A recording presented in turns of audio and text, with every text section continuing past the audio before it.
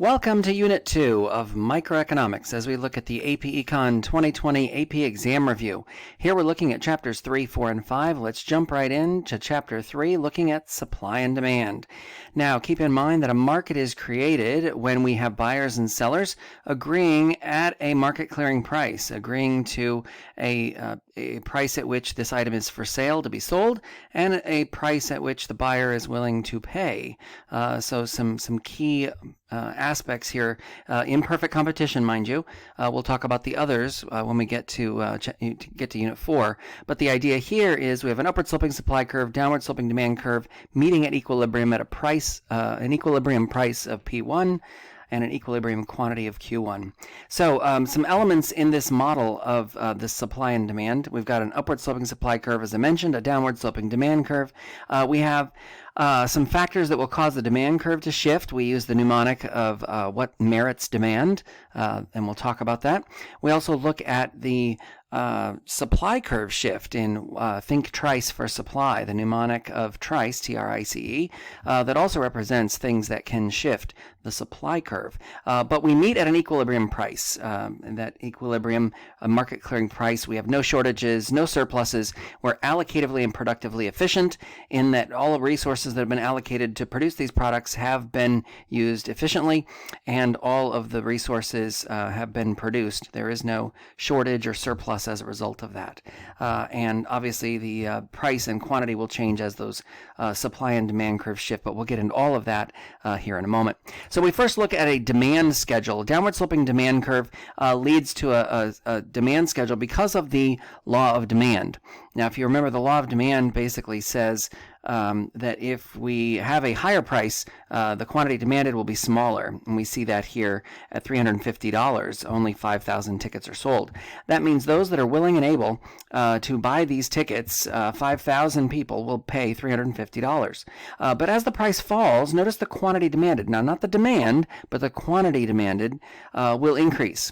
Okay, so this is movement along the curve from 5,000 at $350 to 20,000 at $100. That's a change in quantity demanded, not a change in the demand curve itself. So if we plot this on a graph, we get a downward sloping demand curve because as the price falls, the quantity demanded increases, and that creates the downward sloping demand curve, or that effect that we see here, which tells us at a higher price, fewer people are willing to pay it, and at a lower price, more people are willing to pay the price in order to get that product. So the quantity demanded increases as the price falls. Now, what we notice here is that is based on, again, people that are willing and able to buy in perfect competition. So we're assuming that there are buyers and sellers in regard to this, and that the quantity demanded is changing based on this particular time period. So as I mentioned, the law of demand says that at a higher price, fewer people will demand the product. So quantity demanded decreases, and at a lower price, the quantity demanded would increase as a result of this. So this is the idea that you see here in the gold box. At a higher price, the number of people that are willing to buy the good actually drops, and at a lower price, the quantity demanded would increase, and we see that playing out here in the graph. So why does the law of demand occur? There's a couple of reasons. One, because of the substitution effect, which we'll talk about. Another is the income effect. And the third is the law of diminishing marginal utility. These are the ideas as to why we have a law of demand, in terms of why is it that when the price goes up, the quantity demanded falls, and people aren't willing to pay the price as it continues to rise. Imperfect competition. And these are the reasons. So if we look at the substitution effect, if we have another alternative and the price goes up for that product, we're willing to buy another product very similar to it that we could essentially substitute for it. So this is the idea of the substitution effect at work. So our quantity demanded decreases. Why? Because we have other options and we'll buy them. We'll go with those other options. Now the income effect says if the price goes down, we have more purchasing power. So the quantity demanded will increase because we're going to take advantage of it. Hey, I love that product, and the price is dropping, so I'm going to buy more of it. It increases my purchasing power as a consumer, and allows me to buy more of the product and keep it on hand so that I can use it up. And the third one is the law of diminishing marginal utility. And this is the idea that as we consume more of the product, we derive less and less satisfaction from it. And so as a result of that, think about that third or fourth or fifth piece of pizza that you're eating. If you eat the first piece, you've been craving it. You've been craving pizza. Maybe you haven't had it in a week or two. It's been a long time. So you're really looking forward to that first slice, and it is delicious. It is piping hot. The cheese is melting right off the crust, right? And then you get to the second piece. Okay, it's not quite as warm, but it's still good, right? You get to the third piece. Well, it's still warm, but not nearly as piping hot as that first piece was. And that's essentially the diminishing marginal utility effect. The idea that our satisfaction diminishes over time as we continue to consume more of the goods. So we don't need as much of that product. So as a result, if the price is rising, I only need 1-2 pieces. I'm good. Thank you. And so that's the idea of the law of demand changing as the price changes. The quantity demanded would change along with it. Now notice this movement along the curve versus shifting of the curve that I mentioned when we started. And again, this is the idea that any type of price changes are going to impact quantity demanded. That's a movement along the curve. That's not a movement of the curve. And the College Board would use the terminology quantity demanded would change here versus a change in demand, which is a shift in the demand curve itself. So that is a very important point to note. As you see here in this, we've got a movement along the curve. The movement is moving along the curve in the light blue demand curve versus D2 when the curve is actually shifting. That is a change in demand, which is what we see here. A decrease or increase in demand would be a shift of the curve. So whenever you hear about a change in demand, you're talking about the curve moving left or right, inward or outward, as a result of that. And what is going to shift the curve is, as I mentioned, the mnemonic of what merits demand. So the market size could change in terms of the number of consumers that are available to buy your product. That can impact the demand curve.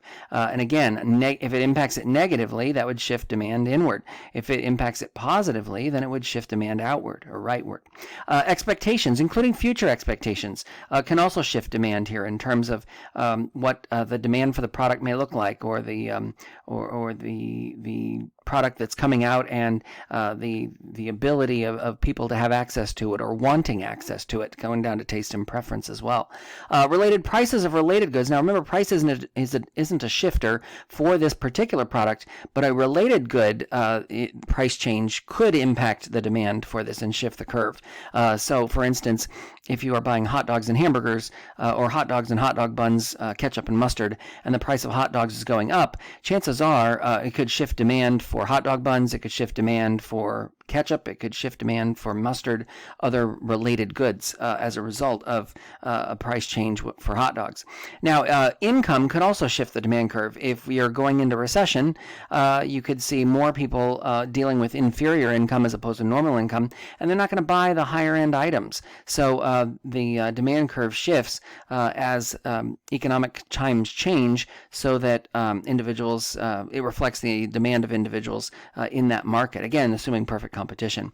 And the last one is taste and preference. And this is the idea that with a taste and preference that you see out in the marketplace, our tastes change, our preferences change all the time. Commercials, advertising, different types of branding do a lot of this to the taste and preference that we see out there, and that could shift the demand curve. But price is not a shifter. Remember, the price of the product itself is never going to shift demand. It's going to change quantity demanded. It's going to move along the curve when it comes to a price change. But the what merits demand could change the demand or shift the demand curve itself.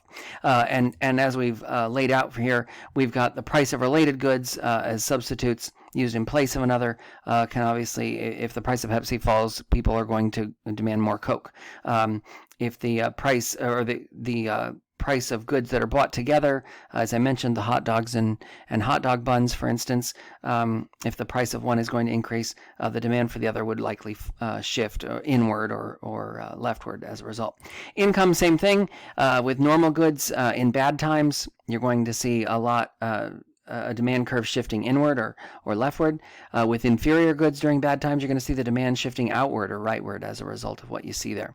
Okay, so that's the idea of demand. Let's switch over to the upward sloping supply curve and talk about that same that same market that we were talking about with the demand curve that was downward sloping, this is a supply curve that's upward sloping. And the supply schedule here is for those producers, those sellers that are willing to and able to sell at particular prices. Now notice the opposite is in effect when it comes to the law of supply. Law of supply says that as the price increases, the quantity that is supplied to sell increases because of the profit motive. Remember, people respond to incentives, and businesses are in business to make money. They are motivated by the profit motive. So if there is an opportunity to make more money, they're going to sell more tickets. They're going to sell more product. Why? Because they can, because of the idea of people responding to incentives and their ability and interest in making more money off of that. So what you see here is at $100, only 2,000 tickets are available. But at $350, all of a sudden 8,800 tickets come out of the woodwork and appear. And as a result of that, you have more people willing to sell those tickets.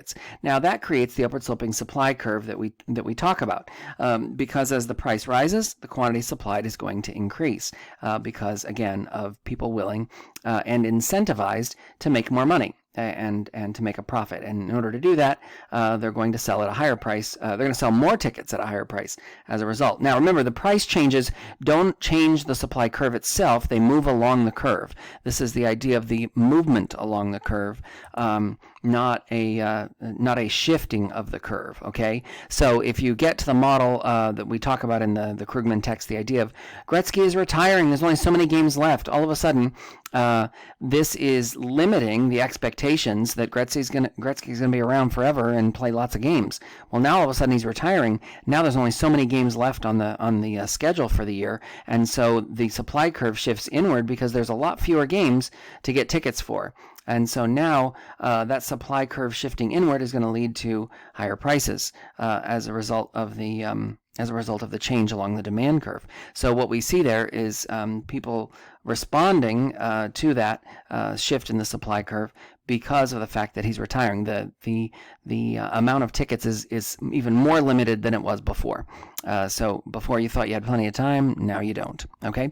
So what mnemonic then is going to shift supply? Well, this is where we think trice for supply. This is the idea of technology changes. Changes in innovation, technology, technological abilities. When they change in the positive, that would shift the supply curve outward or rightward. When they change in the negative, that would move the supply curve inward or leftward. Related prices, the R in trice. This includes anything that's used as a complement in production, as well as any government actions, such as taxes being lowered, that could shift supply curve outward. Taxes being raised would shift the supply curve inward. Subsidies that are being offered, any type of other substitutes, and the price of those substitutes could impact the supply curve of your particular product. Inputs, the resources that are available. As those input prices rise, the supply curve shifts inward. Price of labor is very important here. Why do we see the supply curve shift inward when you have to pay more for your workers? Because the cost of that resource is more expensive. That's going to shift the supply curve inward. Competition, the number of people that are out there competing with you, but also in your market, supplying these products. Again, perfect competition, so there's not any distinction between your product that's being sold other than your label on it and somebody else's. So as a result, if they go out of business, that's good for you but not good for the market. Supply curve shifts inward. If more of them join in order to make money because they see that you are, then you have a supply curve shifting outward, and you're going to have to divvy up the pot because, again, in perfect competition, the idea is ultimately everybody's breaking even, and we'll talk more about that when we get to Unit 4. But the idea is competition can impact supply curve as well. And lastly, any changes in expectations, changes in the expectation that things are moving forward. If there's any change in your supply chain, your ability or availability of your product, if that were to change positively or negatively, that can impact the supply curve and shift the curve as well. But remember, price is not a shifter. The whole idea here is price moves along the curve. It is not a shifter of the supply curve. So think trice for supply. Okay, so now it's time to put it all together. We have an equilibrium or a market that is created. When we have an upward sloping supply curve and a downward sloping demand curve, it leads to this market clearing price or an equilibrium price. And that means, again, we're productively and allocatively efficient in that we have produced everything that our resources have been gathered to produce. We've allocated those resources effectively, and we've been able to produce them without any leftovers, no surplus, no shortage, but a market that is complete without any extras or any deadweight loss as a result of that. So that's the big difference. And that market is created here, as we talked about with the Gretzky tickets. It is here at $250. This is where supply meets demand, and it may be more than you're willing to pay, but the idea here is we will sell 8,000 tickets, and we will have 8,000 tickets for sale, and we will have people paying for 8,000 tickets at $250. So this is the market that is created. Now, it doesn't mean, hey, I was willing to pay $100 and I didn't get a ticket. Well, of course, there's always going to be people who are not willing to pay the $250. That is part of the opportunity cost of not being willing to pay $250. But also, you had people that had said, hey, I was going to supply tickets at $300, and now I'm not going to be able to supply those tickets because I'm definitely not going down to $250. Well, you've got a problem because with Gretzky retiring, you may have to lower your price even further after he's gone if you have other tickets or whatnot. So that's the market that is created, and that leads us to the key graph where we look at the perfect competition market, looking at this in the idea that we have a market that is created, an equilibrium price at P1, an equilibrium quantity at Q1, and again, as I said, upward sloping supply curve and downward sloping demand curve meeting at this equilibrium point. So why then would the market price fall if it's above the equilibrium price? And that's because, again, you're going to have a surplus if you try and sell these tickets at $350. Likewise, if you try to sell them at $100, you'd have a shortage.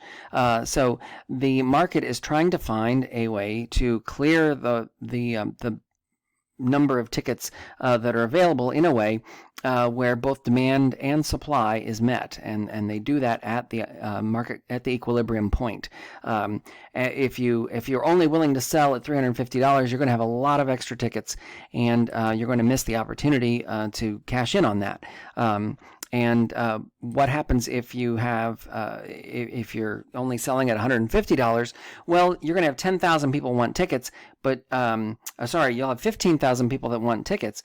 But the idea is you only have 5,000 sellers that want to sell at that price. So you have a huge shortage of 10,000 people who aren't going to be able to get a ticket, and that is outlined in what we see here. So this is the shortage model that we see. And so that's why we go with the equilibrium, because that tells us at $250, we have 8,000 tickets sold, we have 8,000 tickets willing to be sold, and we have buyers, we have sellers, and everybody meets at that particular price point. If you're willing to pay $250, you can get a ticket. And if you're not, then you won't. And if you're willing to sell at $250, you'll sell your ticket. And if you're not willing to go any lower, you probably won't sell your tickets, at least in this marketplace, maybe in a shadow market or something like that. But that is the idea here. Okay, so let's talk changes in terms of shifting demand. So the taste and preferences changed to shift coffee and tea here. The price of tea rises, so the demand for coffee is going to increase because tea is more expensive. So demand curve shifts, and notice the supply curve. The supply moves along the curve. The supply curve doesn't shift itself. It's moving along the curve, leading to a higher price level and a greater quantity as a result. So the quantity of coffee demanded is increasing at a higher price that's being offered. And so suppliers would look at that and say, hey, a larger price, great, I'm willing to supply more. And everybody wins in that particular marketplace because of the shifting demand, because of the price of a complement, tea, that changes here, that would ultimately shift the demand curve for coffee as a result of it. So when the supply curve shifts, then again, think trice for supply. In this example, you had technology essentially creating computers. That changes the game. I mean, it changes every industry, just like the internet did in the 90s.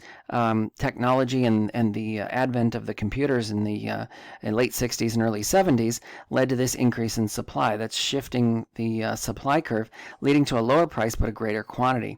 That ultimately, going to math, macro, that also has an impact on the SRAS curve as well, because you would see that innovation also shifting there. So we see a lot of that at play, micro and macro, but particularly we're talking micro today. But that is one way, to kind of think of it in terms of the overlap. Okay, so that leads to some key graphs here that we're going to take a look at. Here we have a shift of demand curve, and it's important to note here, we'll go through these rather quickly, but the idea is what's happening to price and quantity as a result of the changes that we see here. In this example, we have demand shifting outward or rightward, leading to a new equilibrium, E2, at a higher price level, but a greater quantity. So law of supply at work. As the price level rises, the quantity is increasing in order to make more money as a result. What we see in key graph 5A here, you see a demand curve shifting inward. This is leading to a lower price, and as a result, again, law of supply tells us at a lower price, we're not willing to sell as much of that quantity. So the quantity moves, the quantity that's supplied is moving along the curve to E2, so a smaller quantity is sold at a lower price.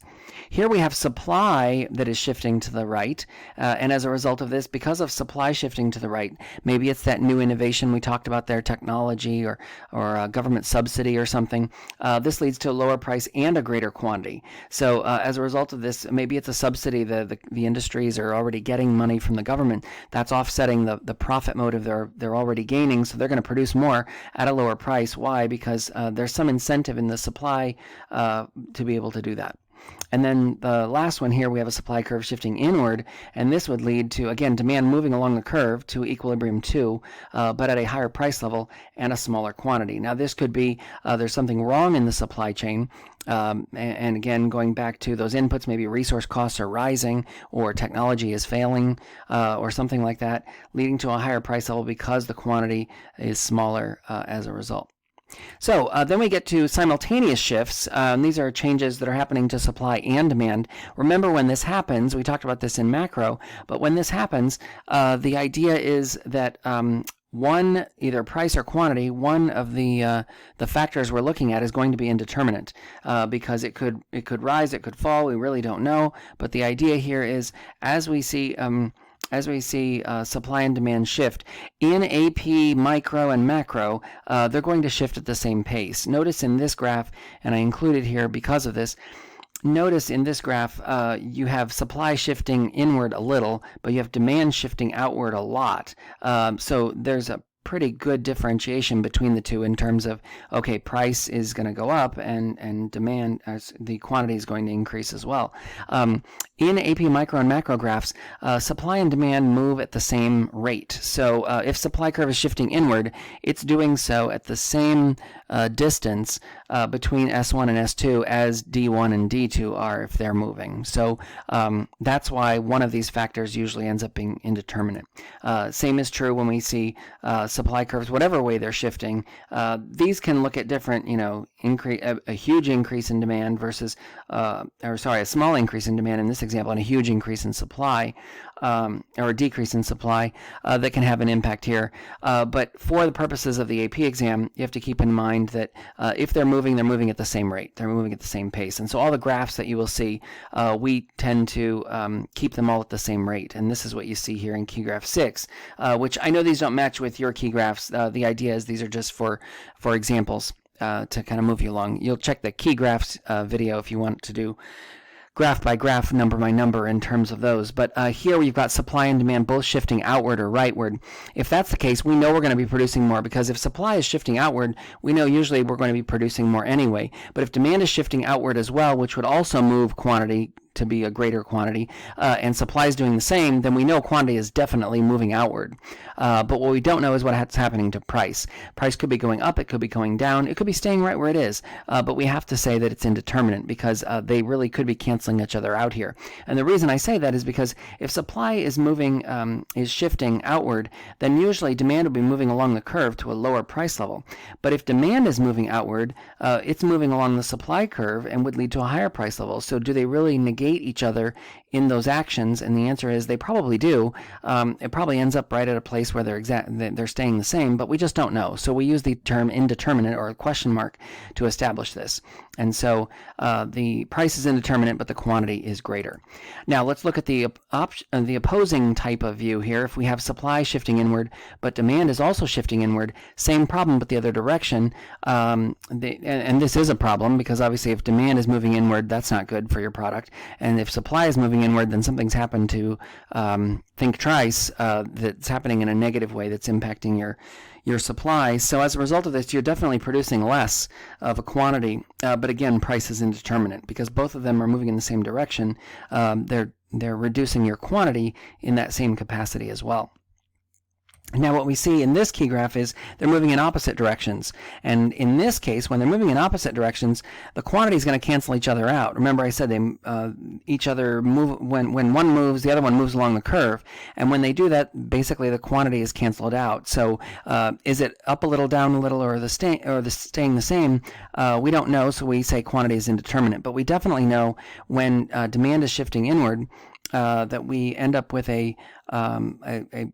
we have supply moving along the curve if demand is shifting to a lower price level, and if supply is shifting outward, we would move along the demand curve to a lower price level. So the price level is definitely lower because both of those are moving in the same direction, which is a lower price. It's the quantity that we just don't know because it's negating each other in the shift of the curves. So price is lower, quantity is indeterminate, and then our last key graph in this chapter is really looking at the idea of a supply curve shifting inward and a demand curve shifting outward. In this case, could be a factory fire that impacts the technology and the production line that impacts supply curve shifting inward. Could be, but the product's really great and people love it, and the taste and preference for this product is going through the roof. That could shift demand. So as a result of this, again, quantity indeterminate, but the price is increasing. Okay, we move on to chapter 4 then, looking at the market. We kind of looked in the last chapter at supply and demand and how we start to put them together. Now we're going to take a look at some actions that take place in the marketplace when either government steps in or regulation steps in to try and tame things, and kind of what happens in the marketplace as a result of it. And I'm talking about none other than price ceilings and price floors, which and other types of government controls that we'll talk about in this chapter. But the rent control is a really good example of a price ceiling when there are sky high rising rents in urban centers like New York City or Washington, D.C. or other urban centers. You have a lot of rent control laws in place, and this limits the amount that an owner can basically rent out an apartment for over time while the tenant is in that space. And so as a result of this, what you have is an upward sloping supply curve, downward sloping demand curve. In this example, they're meeting at an equilibrium of $1,000 per month. Now this textbook is old, so you can look at this and people would go, wow, that's great. Are you kidding? But you know, the idea here is over time, as costs increase, the owner of the apartment needs to make money off of this as well. They're paying a mortgage. They're probably paying an interest rate on that mortgage. They're paying for upkeep and maintenance on that apartment. In addition to whatever else they may be having to spend on it, including any condo fees or anything like that that could have an impact. So the idea here is we have a market created at essentially 2 million apartments demanded and 2 million supplied. But this is at the market equilibrium in terms of no government intervention whatsoever. But we know that a price ceiling, essentially, in order to be effective, remember, a ceiling has to be beneath equilibrium. It's kind of counterintuitive, right? A price ceiling needs to be below equilibrium, but a price floor needs to be above equilibrium. So as a result of this, we're going to have a housing shortage. If you remember, when we go back for a second to looking at this chart, we had a market created at 1,000 apartments at equilibrium. But if you lower the price to $800, as we saw in the last slide, you're going to have a supply that's much smaller and a demand that's much greater. You're going to have a shortage. And that's exactly what happened. So 400,000 apartments were demanded but not supplied because of this price ceiling that was imposed. So much inefficiency caused by this particular market regulation that's been put in place. So what is this inefficiency we're talking about? Well, essentially, you have a shortage of apartments, and that means there's 400,000 people out there that can't get an apartment that want one. You may also have, sellers that aren't willing to rent out an apartment at that particular price, so they're going to wait. So they're sitting on it. This is very inefficient for a market. It's a waste of resources. You don't have a very efficient allocation of resources to consumers or suppliers as a result of this, and you end up with an inefficiently low quality.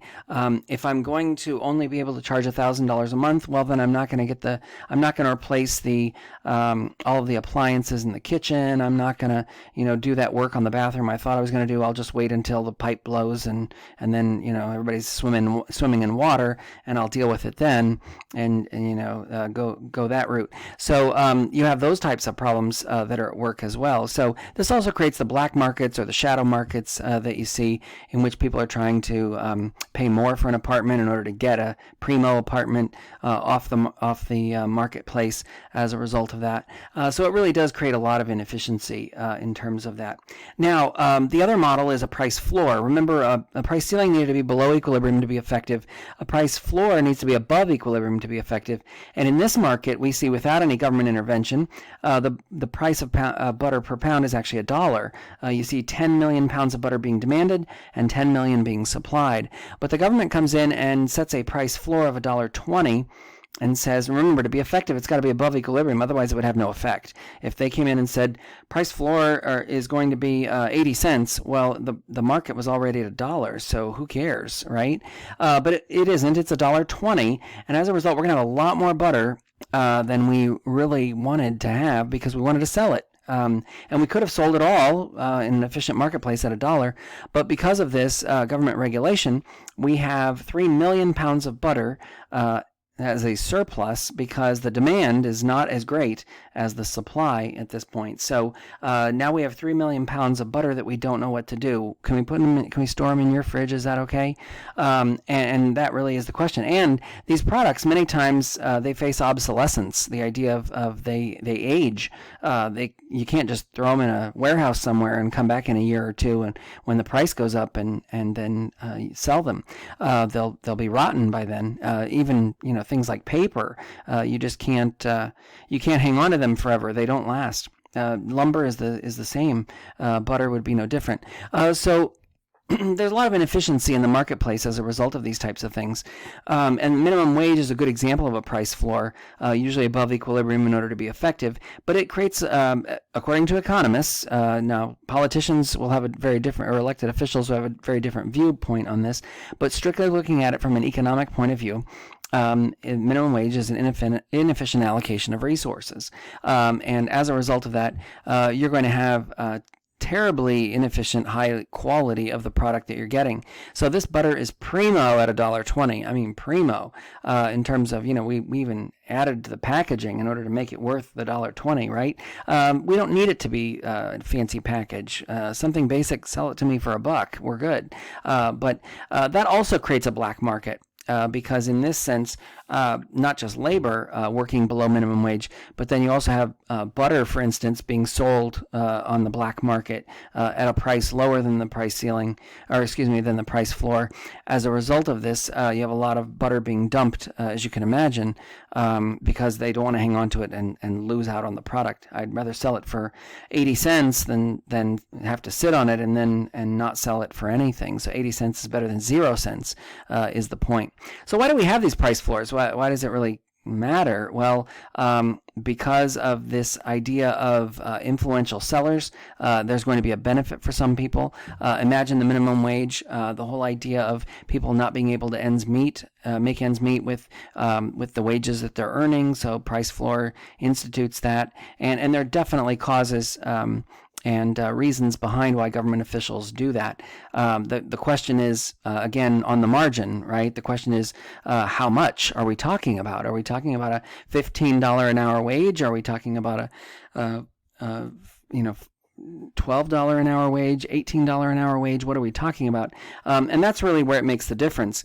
But the idea is it's still impacting and creating inefficiency in the marketplace from an economic point of view. So we have a couple of key graphs here that try and address this. Obviously, the price floor needs to be above equilibrium in order to be effective, and we see the surplus that is created as a result of it. So an inefficiently small quantity that is created then could have been created at equilibrium, but as a result, we have a lot more butter or whatever it is, workers at this particular wage than we do of the quantity that's actually demanded in the marketplace. And then with a price ceiling, again, needs to be below equilibrium in order to be effective. The supply is much smaller than the demand, which is greater, so here you're going to have a shortage of those particular products. Now, the other capacity to think about when government is regulating, and that is a quota or quantity control.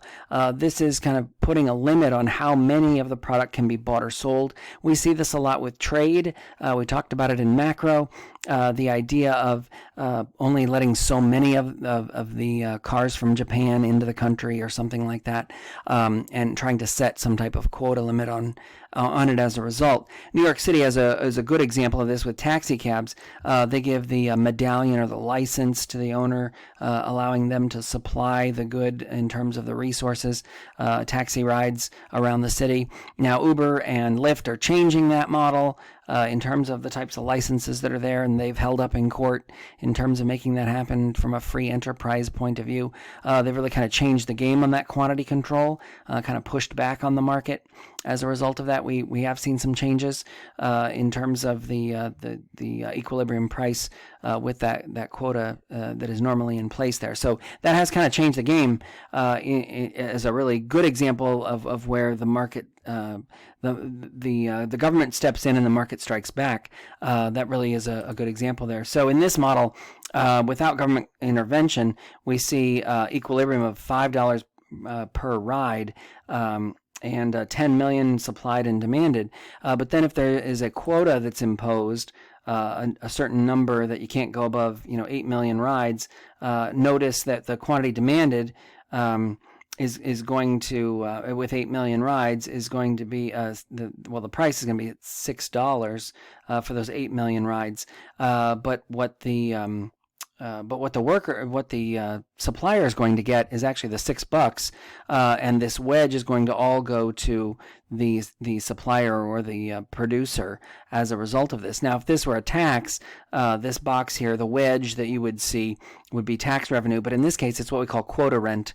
It's the idea that we are giving additional money because of an arbitrarily smaller quantity than what we would normally have in perfect competition. We're giving that wedge or quota rent to the business owner, to the producer. So we would have, normally the quantity demanded would be 8 million rides at this particular point, and notice the supply at $6 could be 12 million, but nobody's going to buy that because the demand is smaller at that particular price point. So what governments will do is they'll look at this and say, what is the fair calculation for a ride? Maybe it's $6. Okay, well, there'll be about 8 million rides. So we'll see how many cars we have, and we'll give how many rides they can do in a day, in a week, in a month, in a year, and then we'll calculate how many licenses we give to cars in order to meet that 8 million rides per year, and that's kind of how they determine it. But again, this wedge is going to go to the producer. So it's an additional incentive, or it's an additional profit that is going to go to the producer or the seller, in this case the taxi cab owner, for that license, which makes the license even more valuable than it was before as a result of this. So you see a lot more value added to that particular medallion that the license represents.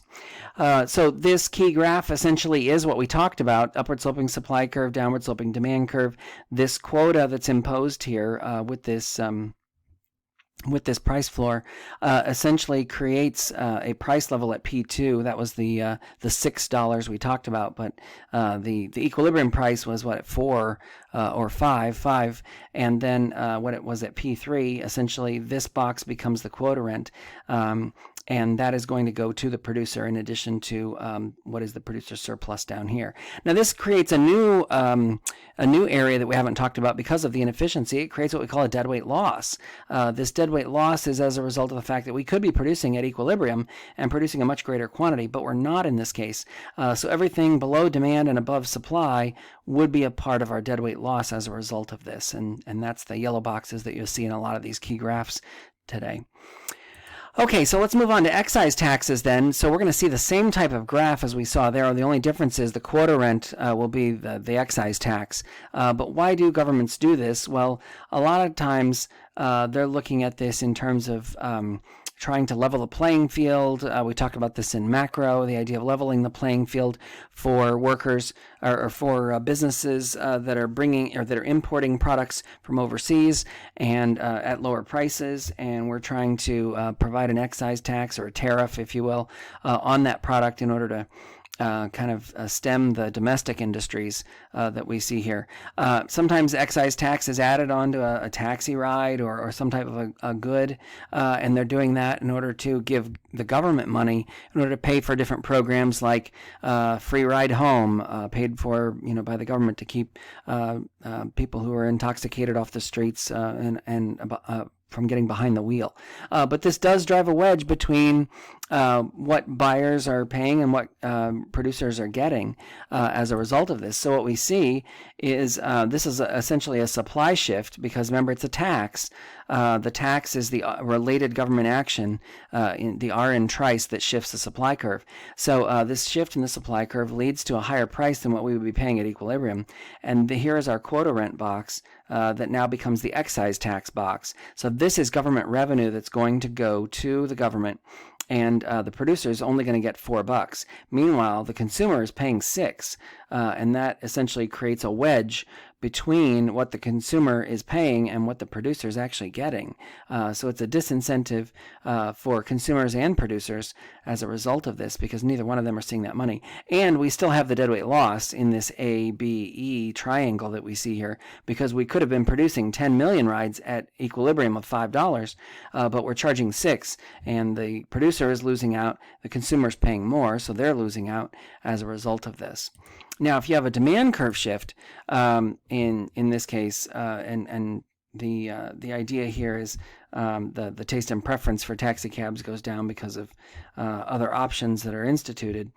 As a result of this, you see the demand curve shifting inward or leftward, downward if you want. I don't like downward because it's always confusing to students. So I always go leftward or rightward, inward or outward. In this case, you see the demand curve shifting inward, and as a result of this, our new equilibrium point $4 for the demand, but again the excise tax box, the quota rent, which is our government revenue, our excise tax, essentially becomes a wedge between again what are the consumers going to pay. They're still going to pay $6, whether it's demand or supply. They're going to end up at the same spot, is my point, because the quantity is unchanged. The quantity that's being produced is 8 million rides, whether it's demand shifting or supply shifting, and this is not leading to any more cash for producers, and consumers are still paying more than the equilibrium price would do. So the incidence of the tax in terms of who bears the burden is going to depend on what we call the elasticity of the curve, and we'll get into that one here in the next chapter. But the idea is if you have them fairly even, like we saw here, where each curve is essentially pretty much a 45-degree angle, and one's not more elastic or inelastic than the other, then the tax incidence is going to be, or the burden of the tax is going to be borne by both of them, not just one of them. And that is what we see here, is that the example of the tax, if the upward sloping supply curve and downward sloping demand curve are at the same degree, same 45 degree angle or whatever it is, then this is going to be a burden that is shared equally between anything above the equilibrium price up to the price of the the resource would then be borne by consumers. They're going to pay $1, and then everything below equilibrium and down to the price point at which the producer gets another $1 would be what producers are bearing the burden of that particular, or the incidence of that tax. So in this case, the burden is borne equally by the both consumers and producers in this example. But it again, excise taxes still cause inefficiency. There is a deadweight loss or a burden that is here, and it does create that deadweight loss because there are mutually beneficial transactions that don't take place. And that leads to our last key graph in this chapter, and that is essentially the same key graph as what we saw before. The only difference here now is that the quota rent, that wedge that we saw before, is now a tax revenue wedge. Consumers are still paying P1. Producers are still only receiving, they were receiving up to P1 because they were receiving the wedge, right? But now they're only receiving P2. So this the green box, essentially tax revenue box, is going to the government. Okay, and think of that as all one big box. There's no split. The equilibrium is just telling us who's bearing the burden of the tax, and you can see here because the angles are equal in their slant or their slope, the tax revenue is borne equally by consumers and producers as a result of this shift due to the excise tax that's imposed. Okay, now we move on to Chapter 5. I kind of alluded to elasticity, so that's where we're going next in terms of trying to address this. So we start with price elasticity of demand, which is an important one and probably the backbone of the elasticity models that you need to know, and having the formulas handy will definitely help in terms of trying to address this. So essentially, if we take the percentage change in quantity demanded in order to get this and then put it over the divided by the percent change in price, you get the price elasticity of demand, or the PED. So again, how do we calculate that? Well, if we look at the change in quantity demanded, over the initial quantity demanded. So the idea is the new minus old divided by old times 100 essentially gets you the percentage change in quantity demanded. And you're going to do the same thing with the percentage change in price. And a lot of times they'll give you that number. But again, new minus old over old times 100 will give you the percent change in price. And what does this give us? If we put this over then percent change in quantity demanded over percentage change in price, it gives us the price elasticity of demand. And this is looking at what is the percentage change in what the quantity that is demanded of this product over the percentage change in price in terms of its elasticity, the price elasticity. Based on the elasticity, how likely is the consumer going to be to have to pay, to continue to pay for this product? Are they going to buy it anyway or not? And the idea there is, if the number is less than 1, you have an inelastic product. If it's greater than 1, you have an elastic product. And if it is 1, it's called unit elastic. Any changes in price would be offset by changes in quantity as a result of that. So what we see here is the demand for oil. With the world demand for oil, as the price rises to $21 a barrel, notice that this is a pretty steep demand curve, and the quantity demanded that changes from 10 to 9.9 million barrels of oil per day. So if you plug in those numbers, essentially what you get is 0.1 million barrel change over the initial, which was 10 million barrels, and that leads us to 1%, which goes in our numerator, and then a change in price, which is $1 over the initial of $20. 1 over 20 times 100 is 5%. 5% goes in our denominator, so 1 over 5 is 0.2. That 0.2 tells us that anything below 1 is going to be an inelastic product, meaning I have to have it. There's not a whole lot of other options. Anything above 1 would tell us the product is elastic, and that means that it is much more sensitive to changes in price, and if I have to go without it, I will. So what we can see here is anything below 1 is going to be more inelastic. Gasoline, for instance, there's nothing else you can put in your car. Sure, you can buy another car long term, but for now, I've got to continue to pay the price in order to put gas in my car. So I am a slave to the price, if you will. It is inelastic. Now, restaurant meals, if the price of restaurant meals go up, it's more elastic. Look at the price elasticity here, 2.3. Which means that I'm probably going to eat out less. I'm probably not going to go to as many restaurants. I'm going to pick and choose what restaurants I go to, probably find some specials or sales along the way. So I'm not a slave to the price because it is above 1. It tells me that I'm probably going to cut back on my restaurant meals in order to save costs if those costs start to rise. Now, a unit elastic or a price elasticity of exactly 1 says that any changes in price are offset by changes in quantity, so that there is no change in terms of what I'm buying. I'm still going to buy a very similar, I'm going to have a similar shopping experience. The only difference is I'm going to buy the same amount. In terms of overall spend, it's just I'm going to buy a smaller quantity of it if the price is higher. I'm going to buy a larger quantity of it if the price is lower. So that's unit elastic, and we'll get to that here in a minute. Inelastic demand, as I said, a much more vertical curve. So you can see the slope is much more vertical in this example, and things or steep, if you will. Think of inelastic as the eye. It's more vertical because it looks more like an eye in inelastic that you see here. And the idea is if the price goes up, the quantity demanded isn't going to fall by very much because I have to have the product. And gasoline is a great example here. What else are you going to put on your cereal other than milk? So that tells us that it is inelastic in terms of the demand. What other options do I have? And as I said, few substitutes. It's a necessity. Probably a smaller portion of my income, and I need it now. So I can't put anything else other than gas in my car. I have to have it.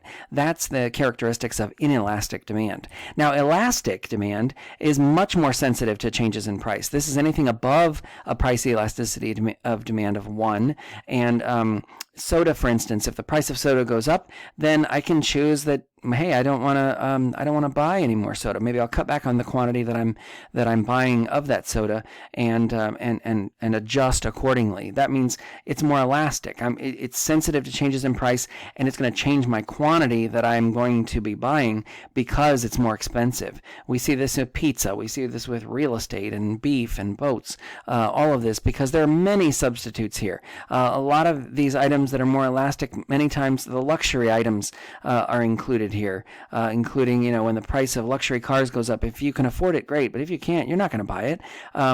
And here you have large portions of our income are going here because these are things we want to buy, not necessarily things we have to buy. So there's a lot of flexibility there.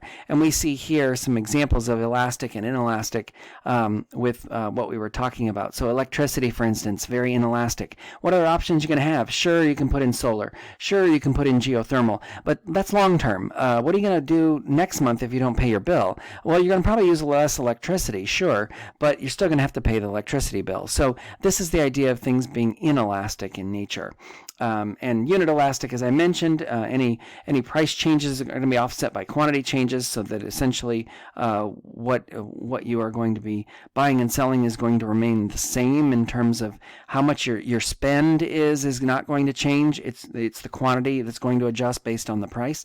And then anything perfectly inelastic would be a coefficient of 0. But more often than not, we see something that is more than 0 and less than 1 for those items that are inelastic. And then perfectly elastic would be infinity. It's the idea that it's a horizontal line entirely. And these are the examples that I laid out there. So perfectly inelastic, essentially you've got the straight vertical line, and that would be a coefficient of 0.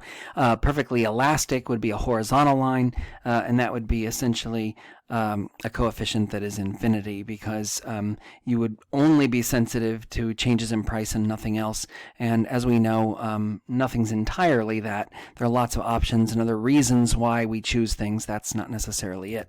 Okay, so as I mentioned, perfectly inelastic demand would be the vertical line. We have a lot of inelastic curves that are very close to that, but not necessarily all vertical in nature. Likewise, price elasticity of demand that is infinity or that is perfectly elastic would be the horizontal line that you see here. And then again, unit elastic is essentially offsetting price and quantity so that it is exactly one. And so the sensitivity to changes in price are offset by changes in quantity, so that you're always buying this. You're always buying the same amount of product. It's just quantity changes in order to meet. So anytime you see a question like that, in terms of I'm going to spend exactly $50, well, if price goes up, I'm going to buy less of it. If the price goes down, I'm going to buy more of it. I have more purchasing power. That's the idea of unit elasticity. So what we see here is any changes in the price are going to be offset by changes in quantity to equal out. So we're still spending the same amount. We're just buying less of it.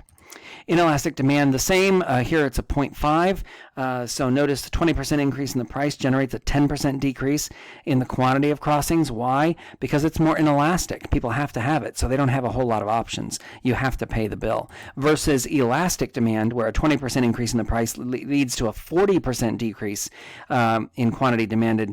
That will tell you that this is very price elastic. The price elasticity is very elastic in nature. And another way to tell this is actually the total revenue test.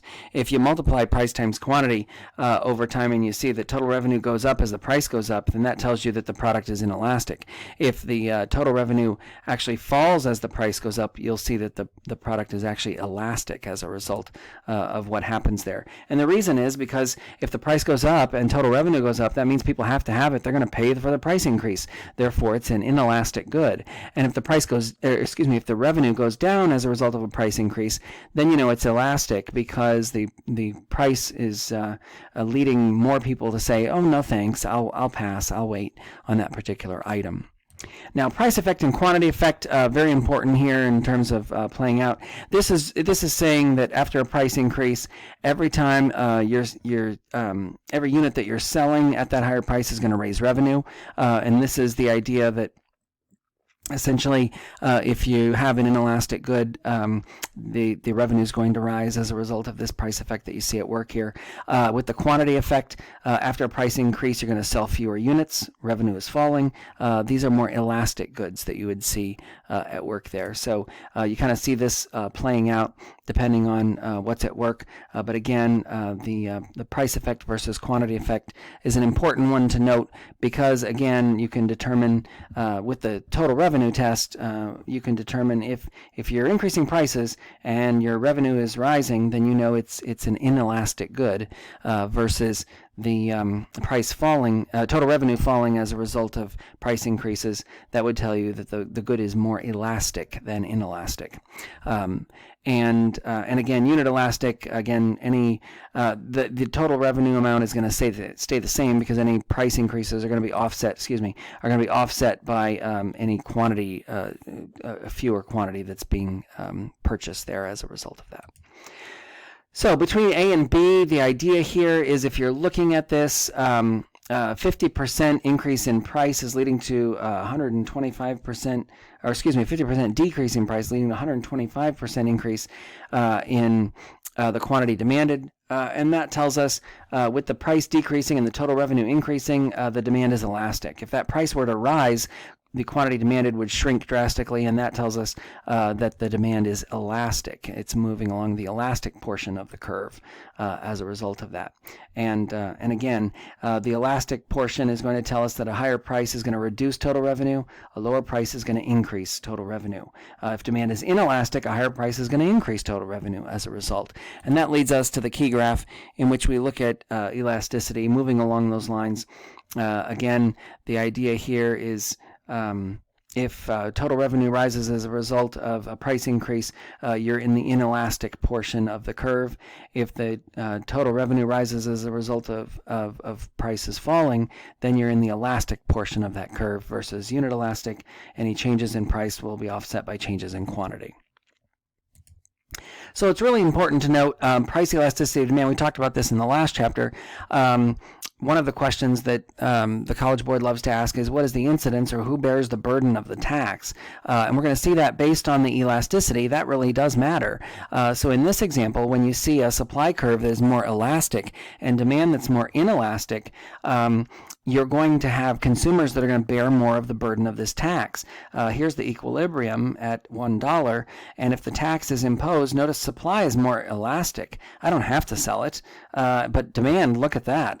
The demand is much more inelastic, so consumers are going to bear the major burden of this tax. 95% of the tax is going to be borne by consumers in this case. Now, and again, it's the slope or the elasticity or inelasticity of the demand curve here that tells us that it's the consumer that's going to pay more there, because suppliers could hold on to it. But demand, consumers, they can't live without it. They've got to have it. Now, this would be an example of where the producer is going to bear more of the burden, and that is where demand is elastic. Well, I can shop around, versus supply is more inelastic. I have to sell this, even if I have to take a loss on it in order to be able to get rid of it. So parking spaces is the example Krugman uses here. I mean, there's plenty of parking spaces around town. Okay, so demand is more elastic, but suppliers are like, hey, I got to lower the price. I gotta bear the burden of that tax, because if I pass along a tax even more to my consumers, they're gonna go shop somewhere else, and that is not going to be to my benefit. I'm going to lose out. Other parking garages or other parking spaces are going to benefit, and that will be my loss. So the producer in this example, the supplier, is going to bear the burden of the tax when the supply is more inelastic than elastic, and that leads to the key graphs that we see here. When we have perfect competition and we have a demand curve that's more inelastic than supply, the consumer is going to bear the burden of the tax. Again, we still have a deadweight loss, see the yellow triangles, but the tax revenue is going to go to the government, and the suppliers are going to pay some of the tax, but the bulk of the tax is actually, or the incidence or burden of the tax, is going to be borne by the consumer as a result of that. And then in this key graph, we see that the supply is more inelastic than demand in this example. So the consumer is going to pay some in that tax, but the producer is going to bear the burden of that tax in this example because the supply is more inelastic. So still more deadweight loss, and producers are going to pay more in this particular example.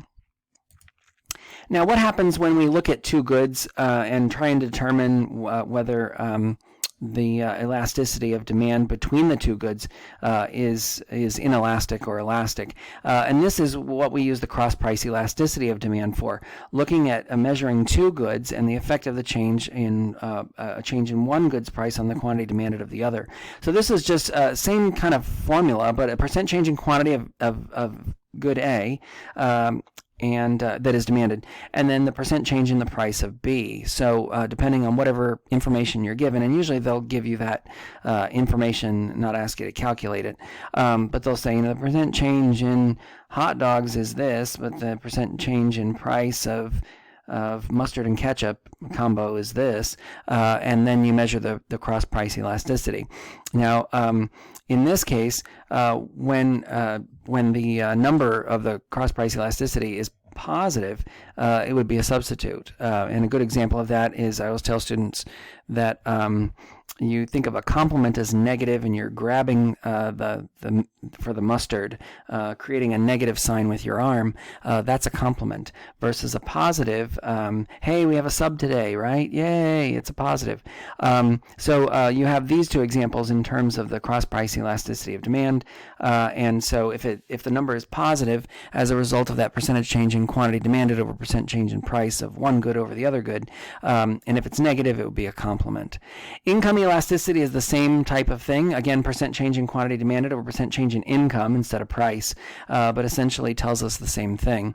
The idea here is with the income elasticity, how does the consumer's income change as a result of this, and change their demand when they change from a normal good or normal income to inferior income, they lose their job, that kind of thing. So if the number is positive, it would be a normal good. If the number is negative, it would be an inferior good. And so you can determine the income elasticity of demand can help you determine whether the good is normal or inferior. Think of steak versus Spam. right, in these two examples. And then price elasticity of supply, as we close out the chapter. Price elasticity of supply is essentially looking at this idea of sensitivity of producers to a change in price. And again, percent change in quantity over percent change in price, same type of thing. But again here, if they're inelastic in this respect, and we would see this with this perfectly inelastic supply curve. The idea that any change in price is going to be unaffected in terms of the quantity that's available.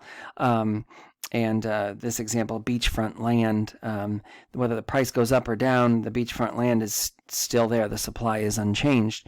And so the elasticity of supply is zero because of that, versus the example here of pizza, perfectly elastic. The elasticity of supply is at infinity. Why? Because they're totally sensitive to changes in price. I can get pizza anywhere. Granted, pizza's not all the same, right? Apples and oranges. But the idea is that is very sensitive to changes in price. So as the price rises, obviously the quantity will change as a result of that. So what we see here is when it comes to the price elasticity of supply, the idea is inelastic is insensitive to changes in price, elastic sensitive to changes in price. So think of that as more of a flat curve as a result. And then perfectly inelastic would be the vertical line because it doesn't change. So what factors determine the price elasticity of supply? Well, there's a number of these that we can look at, and the idea is obviously inputs, what you have in terms of what's going into, what inputs are available, what are the prices of those inputs, are they easy or difficult to obtain? Those kind of things can impact price elasticity of supply, as well as how much time it takes to respond to getting those things to market, to be able to get those products and have them to produce whatever it is that you're selling. So that can have an impact on this as well. I included these from the Krugman text because I think you'll find them helpful. These are just going back through what we talked about here in terms of price elasticity of demand as being the percent change in quantity demanded over percent change in price. And cross price elasticity, again, percent change in quantity of one good over the percent change in price of another. And then how to calculate or how to determine whether it's a complement if it were negative and a substitute if it were positive. And then we also have income elasticity of demand, as I mentioned, percent change in quantity demanded over percent change in income, and price elasticity of supply, which is just the percent change in quantity supplied over the percent change in price. Well, this ends Unit 2, and I hope you found it helpful. We'll pick up with Unit 3 in Chapter 6 as we look at Chapter 6, 7, and 10, delving more into consumer and producer surplus and whatnot. But I hope you found this helpful. Go back through it if you need to. Live the 5, and good luck on the exam. We will see you in Unit 3.